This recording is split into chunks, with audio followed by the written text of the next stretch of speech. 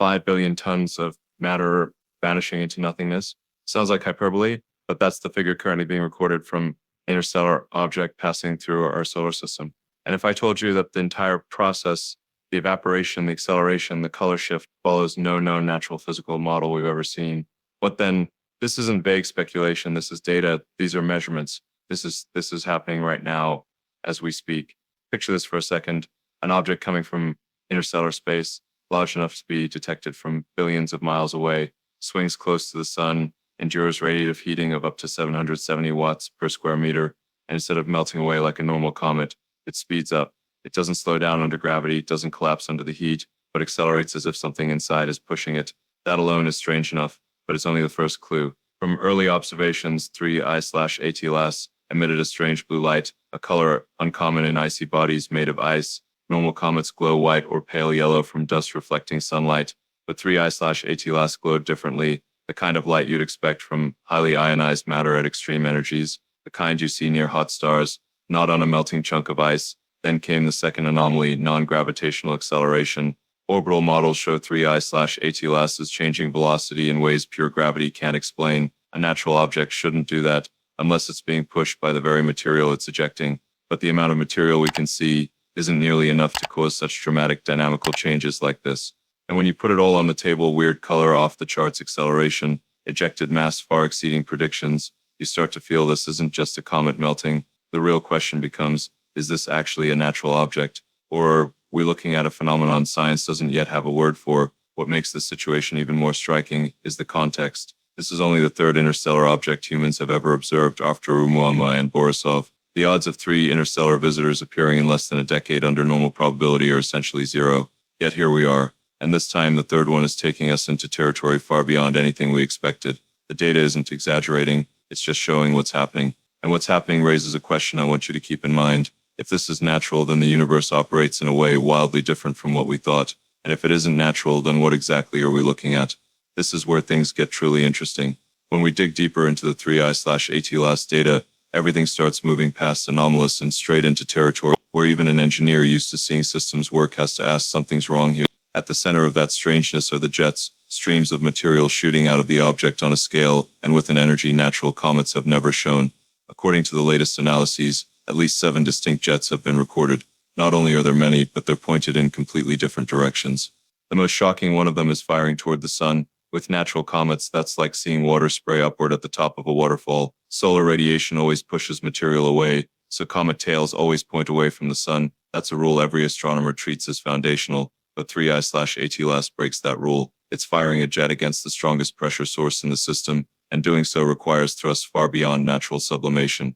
The size of these jets is also outside every model. The shortest is about 620,000 miles long, the largest nearly 1.9 million miles, more than 7 times the Earth-Moon distance.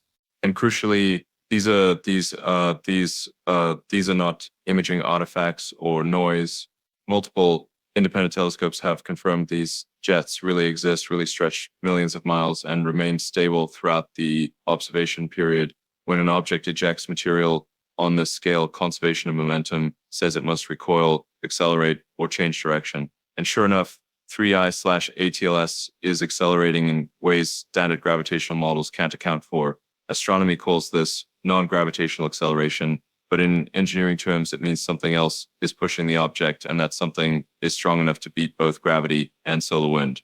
Imagine a drone flying through a hurricane. To hold course, its engines have to constantly counteract the forces. Same here, if 3I/ATLAS is firing a jet toward the sun, it must have a propulsion mechanism stronger than the pressure the sun is throwing at it. This is where natural models start to break down. If we treat 3I/ATLAS as a normal comet, producing the observed thrust would require losing about 15% of its mass through sublimation. That's so much mass we should see a gigantic coma or clear signs of structural collapse. But in reality, the central body of 3I/ATLAS remains sharp and shows no evidence of heavy erosion or large-scale fragmentation.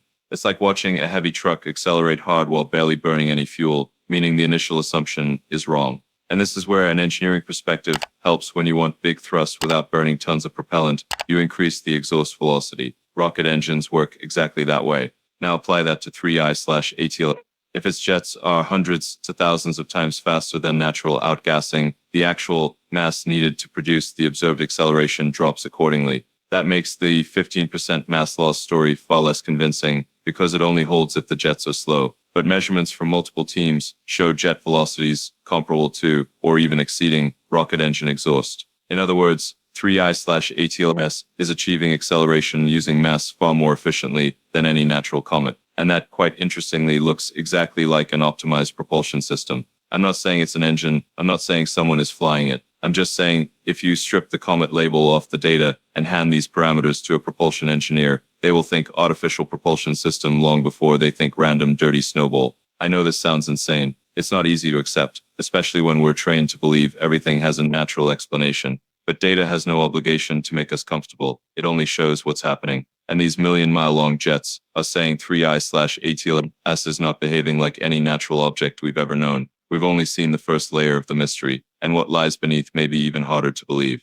When you look at the most recent measurements, one hypothesis many research groups have pushed to keep 3I/ATLS in the natural comet box is that the object may have broken into many small fragments as it approached the sun. The idea is simple. If you shatter an icy body into hundreds of pieces, total surface area skyrockets and outgassing rate explodes. That could explain the enormous material ejection. In theory, the fragmentation model makes sense. Comets under intense light and heat often experience internal stresses large enough to crack. Even tidal forces from the sun can stretch their structure in ways not immediately visible. All of that sounds reasonable until you look at the actual images. Photos from amateur telescopes, not as sharp as Hubble or JWST, but still good enough, show 3I/ATLS has no signs of fragmentation, no large debris, no string of bright spots, no discrete trails indicating it's been torn into smaller chunks. Despite ejecting absurd amounts of material, the central condensate remains a single, crisp, uniform point of light. If you've ever looked back at the Shoemaker-Levy 9 data, you know what real fragmentation looks like. In 1994, that comet was ripped by Jupiter's gravity into a long string of separate nuclei, a glowing pearl necklace you could count piece by piece in photographs. That's the unmistakable signature of a body actually breaking apart. But with 3I/ATLS, we see none of that pattern. No chain, no bridges between fragments, no characteristic string of pearls. It still looks like one solid core, even though it's blasting out enough material that a normal comet would have disintegrated long ago. That's the core contradiction to produce the observed jets.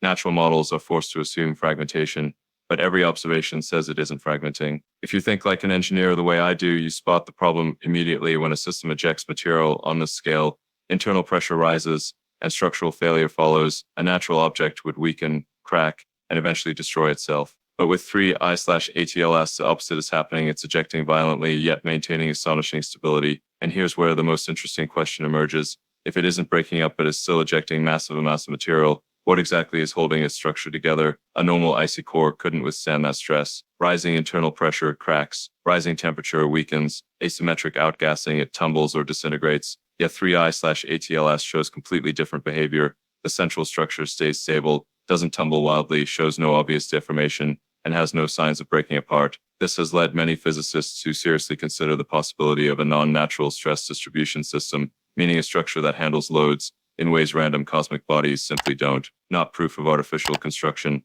but it certainly looks more like design than a heated ice rock. Of course, there's always the chance it broke into pieces too small for amateur scopes to resolve, but if that were true, we should see the fragments spread out over time or at least a blurry, non-uniform shape. That hasn't happened. On the contrary, 3I/ATLS maintains an unnaturally stable appearance. And when an object doesn't disintegrate like a normal comet, doesn't react like a normal comet, and doesn't show the fragmentation pattern of a normal comet, maybe we're applying the comet label too loosely. The question is no longer why is it outgassing so much, but rather how is it surviving it? If natural models can't explain this stability, what other possibilities are there? A load-bearing design, a reinforced surface, an object with internal pressure distribution. I'm not claiming anything. But when every piece of data points the same direction, ejected mass too high, remaining structure too intact, asking the question is the most natural thing we can do, and chances are this is only the second layer of a much deeper mystery. When natural models start to crack, the next thing many people, especially engineers, do is ask whether some active mechanism is at work. And if you look at 3I/ATLS's jets from that angle,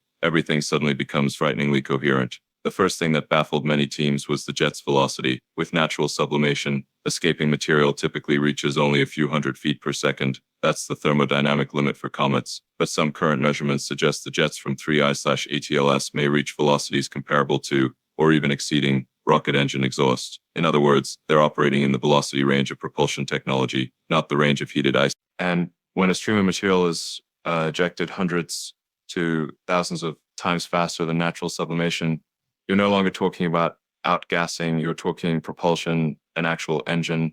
If you use that principle to explain the anomalous acceleration, everything suddenly fits. Massive thrust from a tiny amount of mass expelled at extremely high velocity. That explains why 3I/ATLS doesn't need to lose 15% of its mass to produce the observed motion, and why it maintains structural stability. Let me be very clear here. I'm not claiming there's technology involved.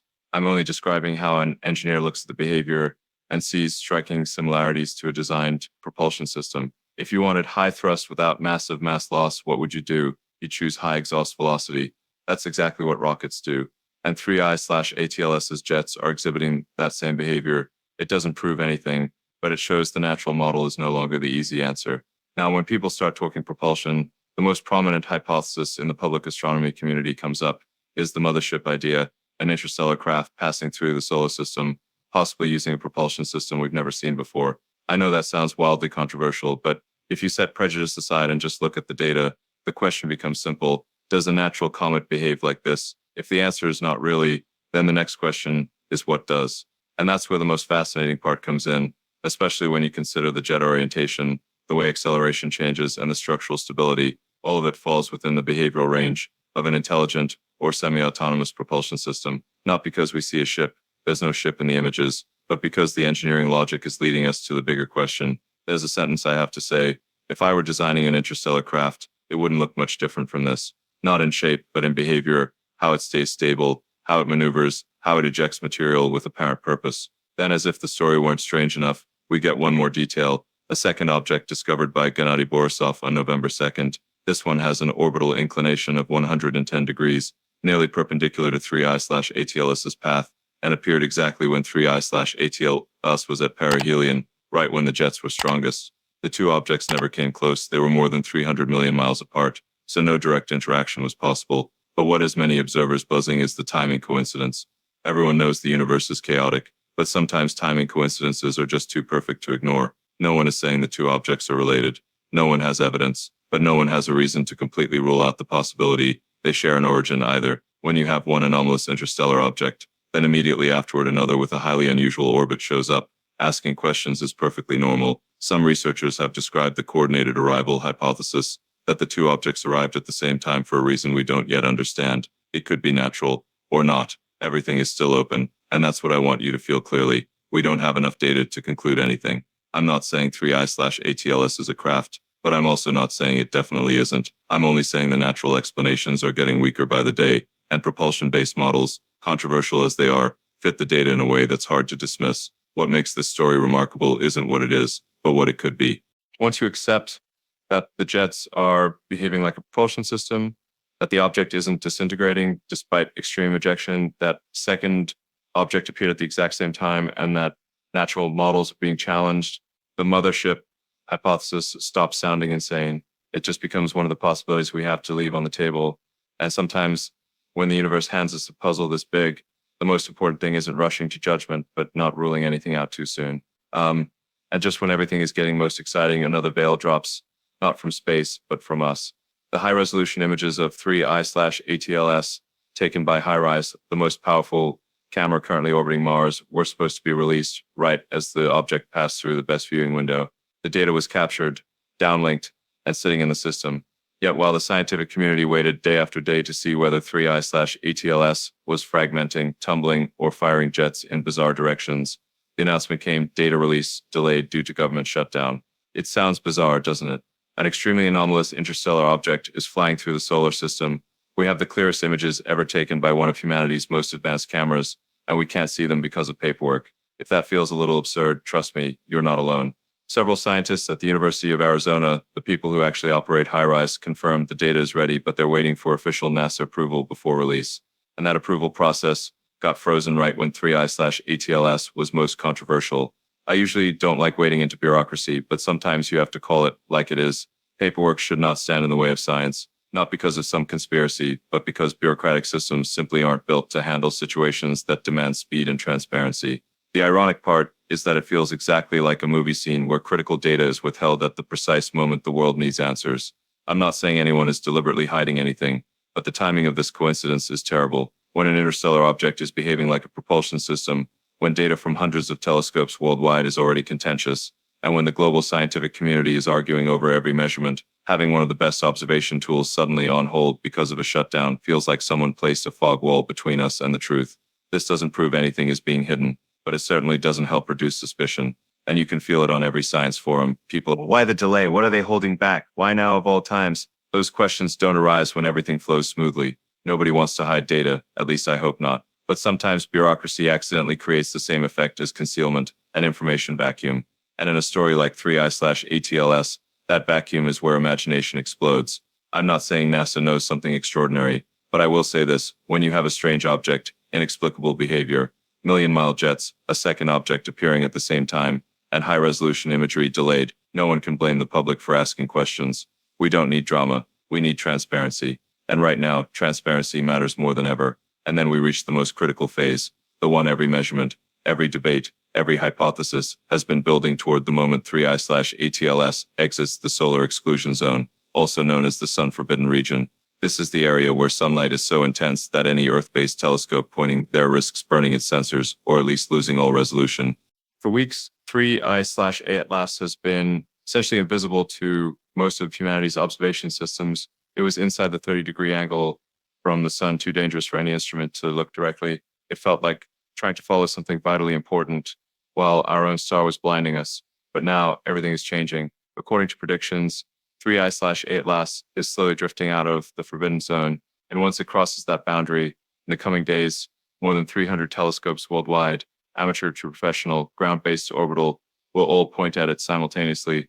We're talking Hubble, JWST, Subaru, VLT, ALMA, and the entire network of robotic telescopes in the southern hemisphere. Every major observation instrument humanity possesses is lined up and waiting, ready to image the instant the observing window opens. And what is everyone on edge is we're only days away. When those first images come in, they will answer many of the questions we've only been able to guess at for the past 2 months. Is 3I/ATLAS broken up? Have the jets changed? Has the ejection direction shifted? Is there a companion object? Or has the entire structure deformed under thermal and gravitational stress? This period feels like the final countdown before a rocket launch. All the data is converging on one point. Every eye is glued to the orbital curve. And I can say this without exaggeration. Even a small change in jet velocity would be enough to rewrite the entire story. If the jets are stronger than expected, acceleration will increase and the orbit will deviate further. If the jets weaken, the propulsion hypothesis loses strength. If the jet direction changes, the dynamical models will have to be rewritten from scratch. And if the jets disappear completely, we'll have a brand new question: what happened inside the forbidden zone? This is a situation so rare, it's hard to describe.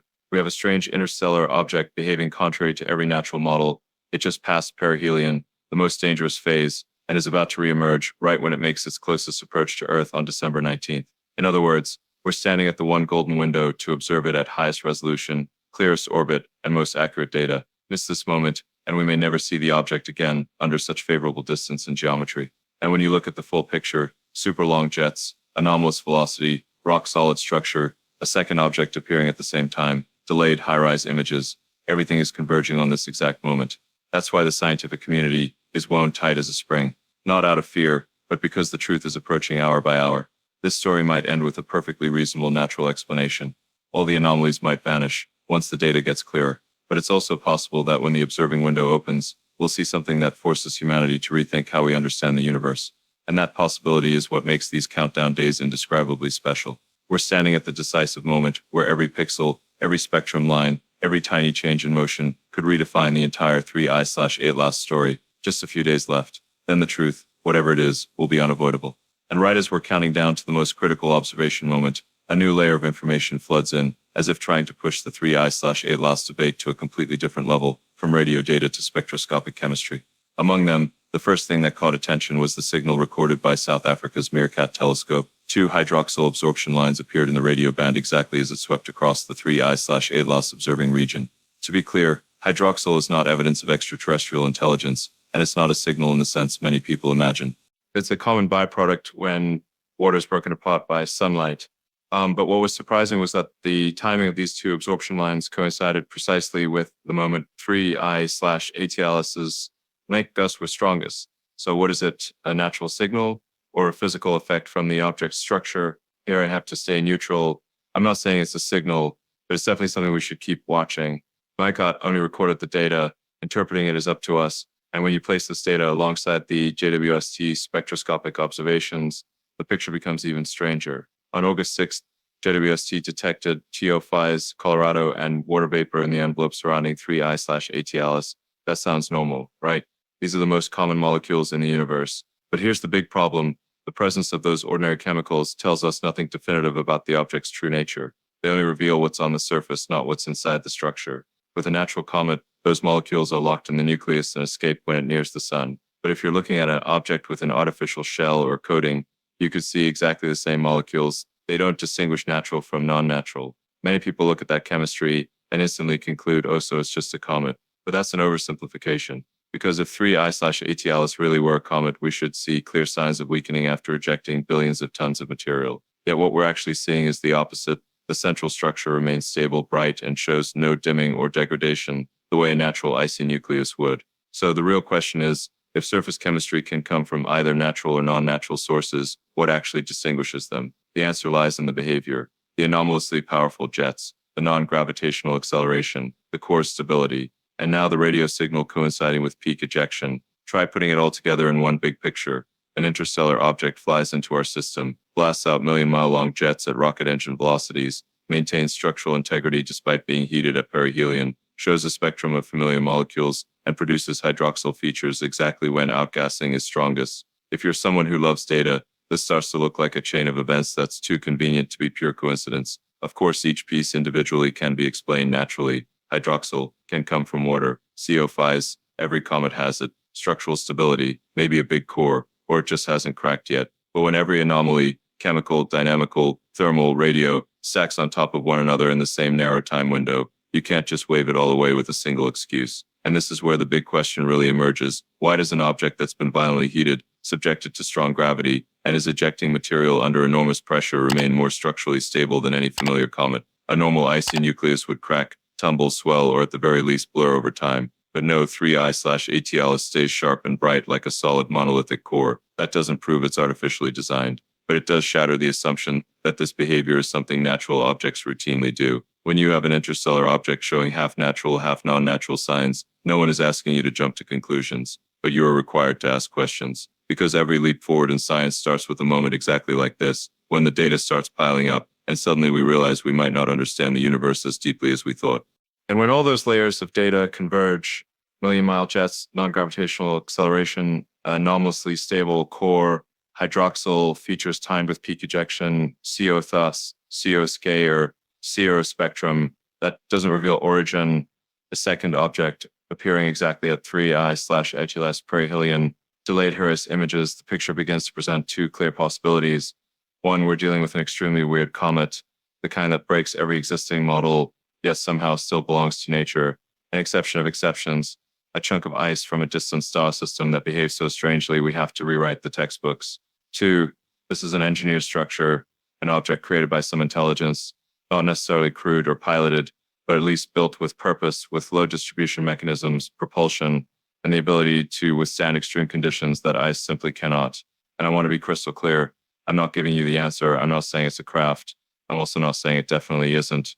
What I can say with certainty is when every anomaly lines up this consistently, we need the courage to look straight at the data and not shy away from questions just because they make us uncomfortable. The universe doesn't care about our assumptions. It just shows what's happening. The rest is our choice.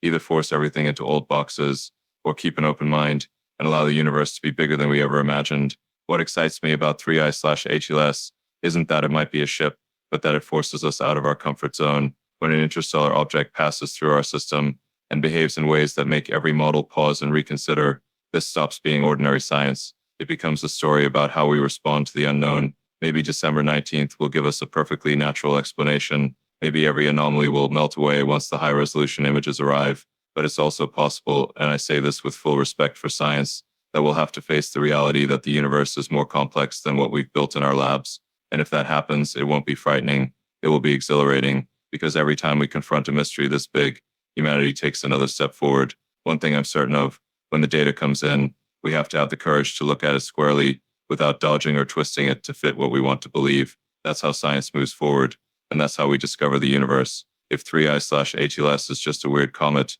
we'll learn something new about distant star systems. If it's something engineered, then maybe it's time humanity accepts we're not alone. And if this really is a signal, whether a signal of physics or a signal of intelligence, then I think it's time we answer with curiosity, transparency, and fearless exploration. So stay tuned. A lot more is about to be revealed, and I'll share it with you the moment the first images drop, because the 3i/ATLS story has only just begun. If you want to keep up with the latest updates on 3i/ATLS, don't forget to subscribe so you don't miss any developments. See you in the next update, where the truth is getting closer every day.